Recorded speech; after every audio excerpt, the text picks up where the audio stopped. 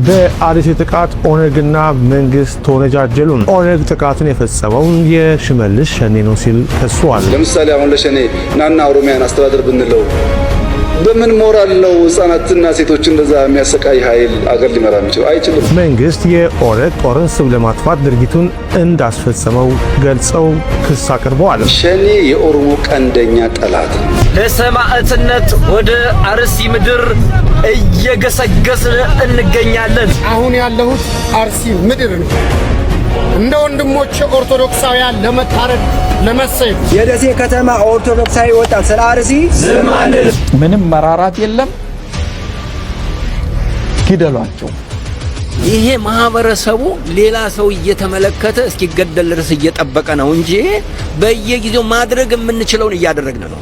ሰላም ጤና ይስጥልን ውድ የቃል ሚዲያ ቤተሰቦች እንደምን ቆያችሁ? እግዚአብሔር ሰላም ከሁላችን ጋር ይሁን እያልን ወቅታዊና አዳዲስ መረጃዎችን ይዘን መጥተናል። ቪዲዮውን ከመጀመራችሁ በፊት ላይክ በማድረግ ጀምሩ። እንዲሁም ሐሳብ አስተያየታችሁን የኮሜንት ሴክሽን ላይ ያስቀምጡልን። ቀጥታ ወደ ቪዲዮ እናልፋለን። ሰብስክራይብ ለምንድን ነው የማታደርጉት? የደሴ ከተማ ኦርቶዶክሳዊ ወጣት ስለ አርሲ ዝም አንልም። የደሴ ከተማ ኦርቶዶክሳዊ ወጣት ስለ አርሲ ዝም አንልም። የደሴ ከተማ ኦርቶዶክሳዊ ወጣት ስለ አርሲ ዝም አንልም። በ29 እና በ30 በደሴ ከተማ በ29 እና በ30 በደሴ ከተማ የደሴ ከተማ ኦርቶዶክሳዊ ወጣት ስለ አርሲ ዝም አንልም። የደሴ ከተማ ኦርቶዶክሳዊ ወጣት ስለ አርሲ ዝም አንልም። በሰማዕትነት ወደ አርሲ ምድር እየገሰገስን እንገኛለን። እንግዲህ ምዕመናትና ምዕመናን ባለማተቦች በሙሉ ይህን መረጃ ሼር አድርጉልን። አርሲ የደም ምድር፣ አርሲ የኦርቶዶክሳውያን ማረጃ ተብላ ወደምትጠራው ምድር እየገሰገስን ነው። ባካችሁ ይህን መረጃ ሼር አድርጉ። ባለማተቦች ካሁን በኋላ በሚዲያ መራወጡ ብቻ ሳይሆን ኦርቶዶክሳውያን አንድ ፍትህ ማግኘት አለብን። አሁን ያለሁት አርሲ ምድር ነው። እንደ ወንድሞቼ ኦርቶዶክሳውያን ለመታረድ ለመሰየፍ ከቤተ ክርስቲያን ጋር ለመቃጠል ክርስትና የወሬ ብቻ ሳይሆን የተግባርም ነው። እውነቴን ነው ምላችሁ። ይሄው ጫካ ላይ ያለሁት ፈርቼ እንዳይመስላችሁ ለቤተ ክርስቲያኔ አብሬ መስዋዕት ለመደረግ ለመታረድ ነው። አትገባም ተብዬ ተከልክዬ ነው። ቤተ ክርስቲያኔ ጋር ቃጠላለሁ፣ እገደላለሁ፣ እሞታለሁ፣ ድምፅ ሆናለሁ ለአርሲ ወገኖቻችን። ኖሞር ማንም ኦርቶዶክሳዊ ወጣት እንግዲህ አይተኛም። አብረን እንሞታለን። እስከ ሞት ከአርሲ ወገኖቻችን ጋር አንድ ነን። ሁለት ቤተክርስቲያን ተቃጥሏል። ብዙ ምዕመናን ሙተዋል፣ ተሳደዋል፣ ከቀያቸው ተፈናቅለዋል። አሁንም ድምፅ እንሆናለን ጉሮሯችን እስኪዘጋ እንዳለ ሆኖ አባቶች ጸጥ ብለዋል። አባቶች ቤተክርስቲያን ስትወድም ስትቃጠል ምዕመናን ሲገደሉ አባቶች ልጆቻቸውን አልመሩም። እነሱ እስካልመሯን ደግሞ ህዝቡ ጸጥ ይላል የሚል ጥያቄ ይነሳል። አባቶች ለቤተ ክርስቲያን ምንድነው ያሉት መልእክት? አሁንም እንደዚያው ነው። እነዚህ እዚያ በነበርን ጊዜ በነበረው ችግር ሁላችን እንትን ስንል ያ የነበረውን ሁኔታ እንትን ለማለት ሞክረናል። አሁንም ፓትርያርኩ እኮ ጽፈዋል ወረቀት። በሚችሉት ያንን ብቻ ነው። ከዚያ ውጭ ሊያደርጉ አይችሉም። ሌሎቹ ቆይ አንድ ማህበረሰብ እኮ አጠቃላይ ከማህበረሰብ ውስጥ ሲሆን ከዚያ ማህበረሰብ ልትለዩ አትችይም። ደግሞ ሰዎቹም የነሱ ጓደኞች ካልሆኑ ከዚያ እንዲቀመጡ አይፈቅዱላቸው። አሁን እኮ እኛ በነበርን ጊዜና አሁን እኮ ያለውን ትርምስ እኮ ስታይ ልዩነት እኮ አለ። አሁን ጸጥ ነው፣ ምንም ነገር የለም።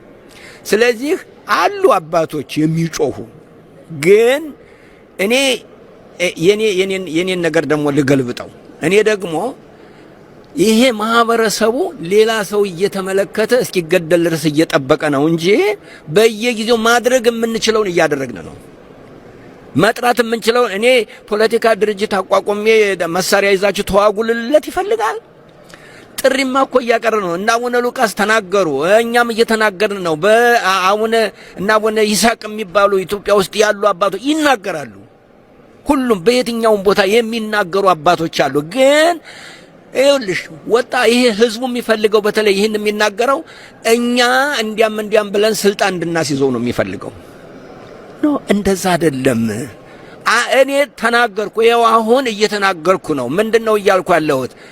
አትግደሉን ብላችሁ በገዳዮች ላይ አንድ ሁኑ እያልኩ ነው። ስለዚህ አባቶችም ማህበረሰቡም ሁሉም በገዳዮች ላይ አንድ ሆኗል። ስለዚህ ይሄ ዘመን በገዳዮች ላይ አንድ የመሆን ዘመን ይሁን። ያትግደሉን አድማ ይሁን፣ ያትጨርሱን አድማ። በቃ እናንገፈግፈን። እንኳን መገደል ምግብም እኮ ሲበዛ እጅ ይላል አይደል እንዴ? አይበላም አይደል? ከበዛ ሁሉም ነገር እኮ ከበዛ በቃ ያቅለሸልሻል። እንዴት ነው ገዳይነት የማያቅለሸልሽን? እንዴት ነው ህዝቡ ምን ይላል? ማን ያደራጀን? እኔ ወርጄ አንተ ይህን በል አንተ ይህን በል ብዬ ላደራጅህ ነገርኩ። ተደራጅና እኔ ይህንን ስርዓት ይህንን አስተሳሰብ ለውጥ እያልኩ እየነገርኩህ ነው። ምን ልነግርህ ትፈልጋለህ ከዚህ በላይ? አሁን የዘንድሮው ዘመን አሁን እነዚህ ምርጫ ብለው ከቀለዱበት ቀን ጀምሮ ወይም ደግሞ ምርጫ ብለው የገዳይነት ሰርተፊኬት ከተቀበሉበት ቀን ጀምሮ ይሄ ሰርተፊኬት አንተን ለመግደል ነው። ሄደህ ከዚያ ምርጫ የመረጥክ ግደለኝ ብለህ ፈቃደኛ ሆነሃል። ያልመረጥክ ግን አሁን ውጭ ያለህ የትም ቦታ ሁን፣ አንተ የገዳይነት ሰርተፊኬቱን ንጠቀው። እንኳን ደስ ያላችሁ ኦርቶዶክሳውያን። በእውነት በሰማይም በምድርም ደስታው የኛ መሆኑን የሚያሳይ ነው። ዛሬ ከአንድ ቦታ ያገኘሁት መረጃና አይ ቲንክ የቀድሞ የኦዴድ አባል የነበረ ሚስጥራቸውን የሚያውቅ ከተናገረውን ቪዲዮ ላይ ሰምቼዋለሁ። የብልጽግና ወንጌል ሃይማኖታዊ መንግስት መሪው አብይ አህመድ በአንድ ውይይት ላይ የተናገረውን ሰምቼ ነው ደስ ያለኝ። ኦርቶዶክሳውያን ደስ ያላችሁ፣ እንኳን ደስ ያላችሁ ያልኩት ለምንድን ነው? ማን በእኛ ላይ እንደሚተባበር የበለጠ እንድንገነዘብ የሚያደርግ ንግግር ነው። አብይ ዶክተር የሚለው ልቶ አብይ አህመድ አሊ በአንድ ውይይት ያለው እንዲህ ነው። እኔ የምፈራው ፋኖን አይደለም፣ ፋኖ ምንም አያስፈራኝም። እኔ የምፈራው ኦርቶዶክሳውያን አንድ ሆነው የተነሱ ቀን ነው። ስለዚህ ሞዓ ተዋህዶ የሚባለው ፖለቲካንም የሚጠቅስ ህገ መንግስቱን የሚያነሳ በክልል ሳይወሰን በመላው ኢትዮጵያ ያለውን የኦርቶዶክስ ማፈናቀላችንን ማጽዳታችንን ያወቀ ቢያስተባብርብን ድምፁ ቢሰማ አደጋ ላይ እንወድቃለን። ስለዚህ የፋኖ ጉዳይ ሳይሆን ሞዓን አሳዱልኝ እና በዚህ አይነት መንገድ የሚሰሩትን ሚዲያ ላይ ያሉትን ደግሞ ንግግራቸውን እየቀነጣጠባችሁ ጠልፋችሁ ከህዝብ ለዩልኝ እንዳይደመጡ የሚል መመሪያና ውይይት እንደተደረገ ሰምተናል። ይሄ እጅግ አስደሰተኝ። ለምን እንዳስደሰተኝ እንድንገራችሁ። ብዙ ሰው አልነሳ ብሎ ስላስቸገረ ነው። እኔን ያስደሰተኝ በፋኖ ትግል ውስጥ እንኳን ገብተው ይታያችሁ ለአማራ ህልውና እንታገላለን በሚሉ ሰዎች መሀል እንኳን ገብተው ሞዓ ተዋህዶ ጠላታችን ነው ማለት ያሰኘው አንዱ ፕሮጀክት ይሄ ነው፣ የአብይ አህመድ ነው። ሁለተኛው ኦርቶዶክስን ከሚጠሉት ሁለተኛው ኃይሎች የዘመኑ ሊቢያ ያረደን አሁን አርሲ የሚጨፈጭፈን ጽንፈኛው ዋሃብያ ነው። በኦሮሞ የብሔር ፖለቲካ ስር ለ50 ዓመት የሚያርደን ዋሃብያ ነው። ዋሃብያ ሞዓ ህዝቡን አንቅቶ አንድ ያደርጋል ብሎ ፈራ። ኦሮሞንም አማራንም ዘር ሳይቆጥር በጥምቀት ልጅነት ይሰበስብብናል ብሎ ፈራ። ልክ እንደ አብይ ፈራ። ስለዚህ ዘመቱብን። የሚገርመው ግን ፋኖስ እንዲህ አይነት ምልክት መታየቱ ነው። ስልጠና ይሰጡ ነበር ባለፈው 15 የሆኑ ሰዎች የሆነ ሰፈር ውስጥ ሞዓ የአማራ ትግል ጠላት ነው እያሉ ማለት ነው። ልብ በሉ። አብይ አህመድ ነገርኳችሁ፣ ፋኖስ ያለውን ዘር ነገርኳችሁ፣ ዋሃብያን ነገርኳችሁ። ከዛ ይሄንን ኦርቶዶክስ እጅግ የሚፈሩ የኪሲንጀር መመሪያ የነ ሮማን ፕሮስቻን መመሪያ የተቀበሉ እና አሁንም በአንዳንድ አሜሪካ አስተዳደር ውስጥ ያሉ ባለስልጣናት ፋኖች ጋር እየደወሉ በገንዘብም በዲፕሎማሲም እያባበሉ በምስራቅ አፍሪካ የሚያሰጋን የእስልምና ጽንፈኝነት ሳይሆን የክርስትና ጽንፈኝነት ስለሆነ ያረጋችሁትን መስቀል ደብቁ፣ ሴኩላር ነን በሉ፣ የቀደመውን እንጠላለን በሉ ተብለው አንዳንድ የፋኖ መሪዎችን አግኝተዋል። ሰለሞናዊ ያፈጀ ያረጀ ነገር እኛ የለንበትም እኛ ሴኩላር ነን ብለው እንደተገረፈ ሰው የሚወተውቱ የፋኖ መሪዎች ተገኝተዋል። ታውቃላችሁ፣ መስቀላቸውንም የደበቁ ተገኝተዋል። በዚህ ትዕዛዝ መሰረት ነው።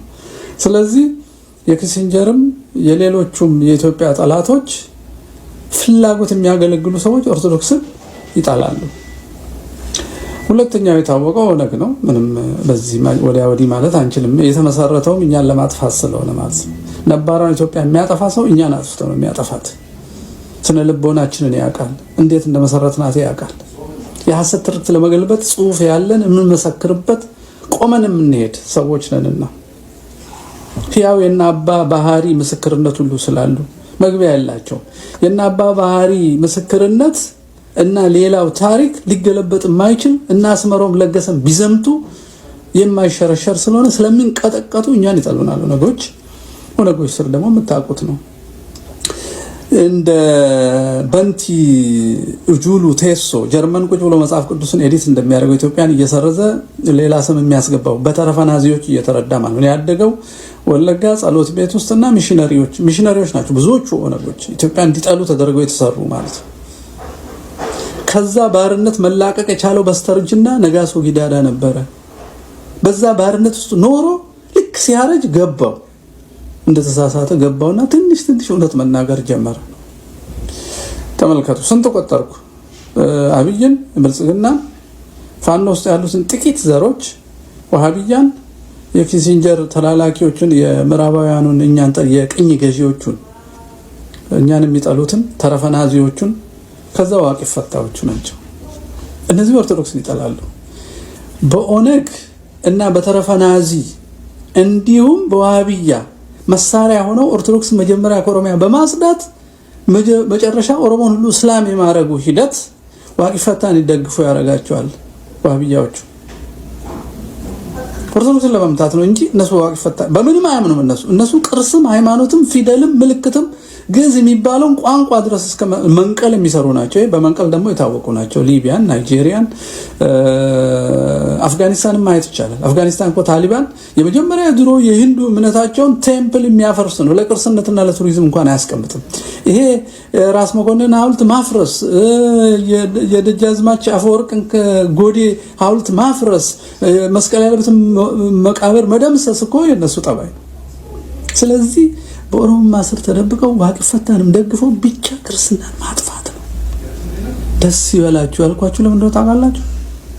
ሃይማኖታችን ከእግዚአብሔር መሆኗን የሚመሰክር ስለሆነ ይሄ ሁሉ አንድ ሆኖ አንድ ሳይሆን ወሃቢያ ከተረፈናዚ ከፕሮቴስታንት ጋር አንድ ሊሆን አይችልም። ወሃቢያ ከዋቂ ፈታ ጋር አንድ ሊሆን አይችልም። የብልጽግና ወንጌል ከዋቂ ፈታም ከወሃቢያም ከነኪሲንጀርም ጋይድላይን አንድ ሊሆን አይችልም። ልክ ሄሮድስና ጲላጦስ ጌታን ለማጥፋት በአይሁድ ክስ እንደተስማሙ ፍቅራቸው እኛን እስኪያጠፉ ነው። ለምን ልዩ ሆነን? የክርስቶስ ልጆች ስለሆነ። በክርስቶስ ላይ የማይመሳሰሉ ሮማውያንና የአይሁድ መምህራን እንደተባበሩት የማይመሳሰሉ የብልጽግና ወንጌል የዋሃቢያ የተረፈናዚ የቅኝ ገዢዎቹ አስተሳሰቦች ሁሉ አንድ ላይ ተስማምቶ ኦርቶዶክስ ላይ ቀስታቸውን ያደርጉት። ኦርቶዶክስ እንዳይሉ ደስሙን እንዳንተባበር ከደቡብ እስከ ሰሜን ምን አሉት? ነፍጠኛ ወይ አማራ አሉት። አያችሁ፣ አማራ የሚሞተው ለዚህ ነው። ኦርቶዶክስ ሆኖ የሚሞተው እስላምም ቢሆን አማራ ከሆነ ስነ ልቦና አለው ስለሚባል ይሞታል። እኛ ኦርቶዶክሳን ደስ ሊለን ይገባል። የክርስቶስ ልጆች ነን። በክርስቶስ ላይ የተሰበሰቡ ሁሉ እኛ ላይ ተሰብስበዋል። ከቅርብ ጊዜ ወዲህ ደግሞ ከኢትዮጵያ የፈለሱ ፈላሻዎች የኢትዮጵያ ኦርቶዶክስ ተዋሕዶ ቤተክርስቲያን በድላን ነበረ፣ ይሄ ሁሉ መዓትና ግድያ እልቂት የሚፈጸምባቸው እኛን የእግዚአብሔር የዳዊት ዘሮች ስለበደሉ ነው፣ እንዳውም ካሳ መክፈልና ይቅርታ መጠየቅ አለባቸው የሚሉ ደግሞ ተነስተዋል። አሁን ተመልከቱ፣ የብልጽግና ወንጌል ላይ የአይሁድ ሰዎች ተጨመሩ፣ ወሃቢያ ተጨመሩ። ወሃቢያና መቼስ የፈላሻዎቹ አስተምሮ መቼስ አይገናኙ፣ ግን ለኛ ጊዜ ይተባበራል። ስለዚህ ይሄ ደስ አይልም። ስለዚህ ለሰማዕትነት እንዘጋጅ፣ እናስብ፣ እናስተውል። የጎሳ የዘር የቦታ የድንበር የመንደር መለያየቱ ወደዛ እንጣል። ሁለንተናዊ ሙስና ያጋጠመውን በጎሳ ምክር ቤትነት ድረስ የዘገጠውን ሲኖዶሳችን ትንሣኤ እንዲኖረው ዝም ብለን እልል አንበል። እውነተኛ ሲኖዶስ እንዲኖረን አባቶቻችንን ቻሌንጅ እናርጋቸው። ማክበርና እውነት መናገር ይለያያል። ጣዖት አያድንም። እንደ ጣዖት ዝም ብሎ ሰው መከተል እውነትን ክርስቶስን ቀኖናውና ዶግማውን ተከትሎ ከዛ የወደቀውን ሰው ወድቀሃል ተነስ ማለት ነውርም ድፍረትም አይደለም፣ ክርስቲያናዊ ግዴታ ነው። እውነትን እውነት በሉ፣ ሐሰትን ሐሰት በሉ። ስለዚህ እንኳን ደስ ያላችሁ።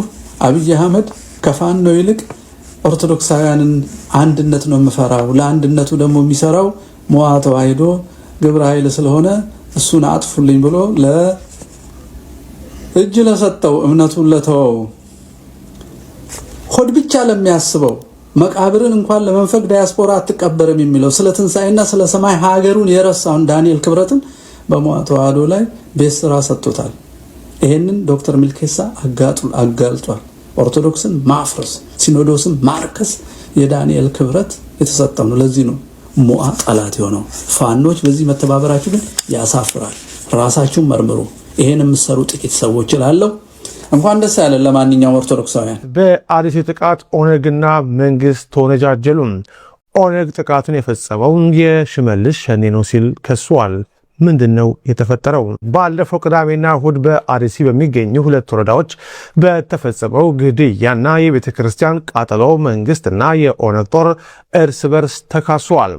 የኦሮሚያ ክልል መንግስት ኮሚኒኬሽን ቢሮ ዛሬ ባወጣው መግለጫ ይህን ድርጊት የፈጸሙት የኦነግ ተዋጊዎች መሆናቸውን ገልጸዋል። ቢሮ በመግለጫው ድርጊቱ የተፈጸመው 7ኛውን ብሔራዊ ምርጫ ለማደናቀፍና ዜጎች በብሔርና በሃይማኖት እርስ በርስ እንዲጋጩ በማቀድ እንደሆነ ማስረዳቱን ዘግቧል።